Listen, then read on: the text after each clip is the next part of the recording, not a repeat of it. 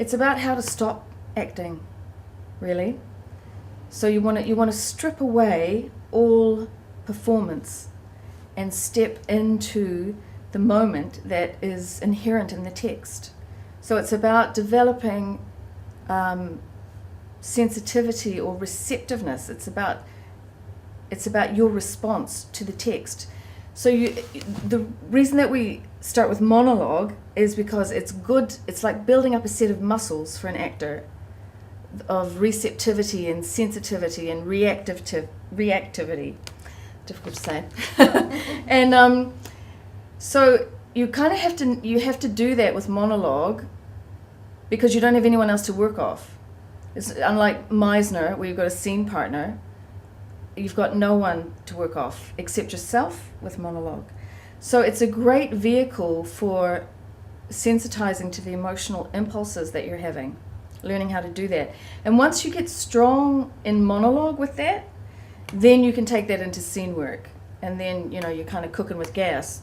But the other thing about the approach, why this approach with monologue is useful for film acting, is because of that stopping of acting. We want to have no acting going on, and so there's a lot of templates. There's like templating exercises that will just trigger spontaneous behavior. So it's like stepping into that current. You know what I mean? But you bring yourself completely. You are bringing yourself entirely to the script and allowing the script access to everything that you have. So in that respect, you're never playing character. Because if the material is well enough written and you are like receptive to it, it's going to shape you and it'll play on you and it'll trigger and create resonances where it needs to if you just turn up and give it access. So you're giving the text access to your entire emotional repertoire and all of your memories and your entire central nervous system, really. I started at HB Studios that Uta Hagen started with. You mentioned Anne Hathaway earlier. Oh, yeah, Anne Hathaway, Seth, oh yeah. So I would say of the two people that were hugely influential for me would be Jeremiah and Seth Barrish. And Seth is Anne Hathaway's private acting coach.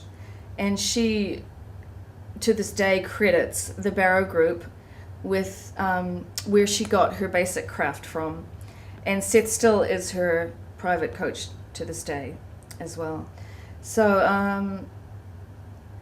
I knew the minute that I walked into that room and saw the work on that stage that I had been in a lot of classrooms by then. I'd studied at Mammoth Studio. I studied Meisner at Bill Esper's studio. I'd been to HB Studios. So I was also working, I'd done a little independent film called Vertical City and some stage work. So by the time I hit the Barrow Group, I kind of had a bit under my belt. But my jaw just dropped when I saw that work because it actually felt like you kind of felt guilty sitting in the audience, like you were eavesdropping on these real people in these real situations. It just wasn't like acting. Fantastic. And so I remember bounding up to him after class and just going, please, when can I start with you? And that work was incredible. I mean, I think Anne Hathaway is an extraordinary actress, but it's kind of cool to know what she's using to get those performances, because I just think that technique is brilliant. I think Seth is brilliant. What would you call that technique? That's about stopping acting as well. It's about not acting anymore and turning up and being available. And there's a lot of templating exercises that Seth uses to trigger incredible levels of spontaneity. There's these slight adjustments that he makes that just open up access to the entire emotional, psychological, physical being. advice for people that are starting, do as many classes as you can. Do voice work.